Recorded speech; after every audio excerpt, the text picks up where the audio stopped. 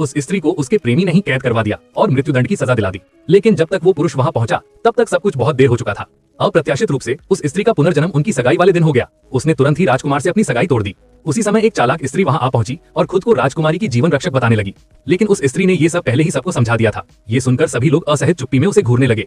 ऊपर से उस चालाक स्त्री के सिस्टम ने उसे सूचित किया कि उसके संतोष अंक 10 कम हो गए हैं। वो घबराकर तुरंत ही खुद को पीड़ित दिखाने लगी और बात संभालने की कोशिश करने लगी। लेकिन उस स्त्री ने सीधे सीधे ये भंडाफोड़ कर दिया कि उस चालाक स्त्री और राजकुमार के बीच बहुत पहले से अवैध संबंध थे। तभी एक नौकर आगे आया और उसने खुलासा किया कि वो स्त्री राजकुमारी की असली बेटी नहीं थी। उसे गांव भेज दिया गया, लेकिन उसे जरा भी चिंता नहीं थी क्योंकि वहां उसके लिए कोई बहुत महत्वपूर्ण व्यक्ति उसका इंतजार कर रहा था। वो तुरंत औषधालय पहुंची और कुछ रक्त जिनसेंग खरीदी, ये सोचकर कि वो पुरुष उसे ढूंढता हुआ आएगा। अगले ही पल जैसे ही वो मुड़ी, वो सीधे उससे जा टकराई। सचमुच उस पुरुष ने उसे रोक लिया और रक्त जिनसेंग खरीदना चाहा। उसने बेचने से मना करने का नाटक किया और वहां से जाने लगी। तब उस पुरुष ने कहा कि वो उसकी किसी भी शर्त को मानने को तैयार है। इसके बाद वो उसका पीछा करने लगा और बेचैन हो गया। लेकिन जैसे ही वो स्त्री फिसली और गिरने लगी, उस पुरुष ने तुरंत आगे बढ़कर